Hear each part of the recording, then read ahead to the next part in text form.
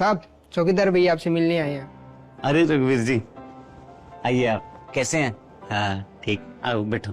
नहीं नहीं नहीं, अरे रघुवीर जी, आप हमारे मोहल्ले के चौकीदार हैं। ये पूरा एरिया आपके अंडर में आता है। बैठिए। और घर पे सब बच्चे फैमिली ठीक है? ठीक है साहब। लो पानी लो। कैसे आना हुआ? गांव से निकलते ही जहाँ डेयरी है ना, उसके पास 1 बीघा जमीन है, वो मेरे को बेचनी है। 1 लाख रुपए में दे दूंगा साहब। जमीन के डॉक्यूमेंट आपके नाम है? हाँ जी। लेकिन वहां तो मेरी और भी जमीनें हैं और वहां का भाव तो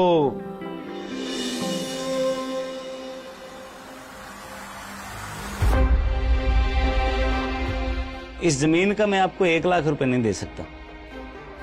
साहब थोड़ा कम होगा तो भी चलेगा, मजबूरी है ना साहब। रघुवीर जी, मैं आपको इस जमीन के 5 लाख रुपए दूंगा। असल में इस जमीन की कीमत 5 लाख रुपए है। आपके मजबूरी है इसलिए आप ये 1 लाख रुपए में दे रहे हैं। माफ कीजिएगा, मैं जमीनें खरीदता हूं, मजबूरी नहीं। लेकिन आपने बताया नहीं रघुवीर जी, क्या मजबूरी है? जमीन क्यों बेचना चाहते हैं? सर मेरी बेटी की शादी है, तो मैंने सोचा मेरे पास 1 बीघा जमीन है, ये दे देता हूँ और बेटी की शादी कर देता हूँ। अरे रघुवीर जी, आप हमारे मोहल्ले के चौकीदार ही नहीं, आप हमारे मोहल्ले के सदस्य भी हो। आपकी समस्या हम सब की समस्या है। आप चिंता ना करो, आप कल सुबह 9 बजे धान मंडी आ जाओ, आपकी सारी समस्या हल हो जाएगी। ठीक है सर। सभी भाइयों को राम राम। आप यहाँ पधारे, बहुत बहुत धन्यवाद। आप सब जानते हो कि रघुवीर जी हमारे मोहल्ले के चौकीदार है और ये रात भर जागते हैं ताकि हम सुकून के साथ सोएं।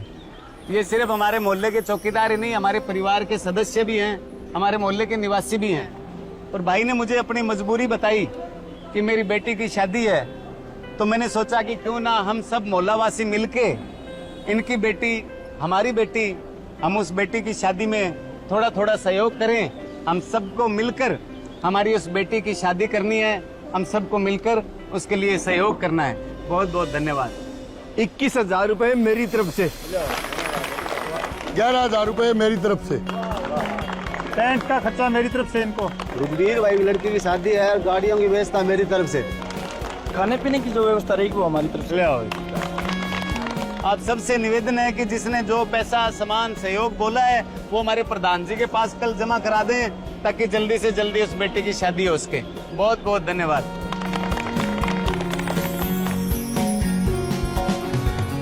गिरधार लाल जी, आप बहुत ही व्यावहारिक आदमी हैं, इसलिए सारे मोहल्ले वाले आपसे बहुत प्यार करते हैं, आपको बहुत सम्मान देते हैं।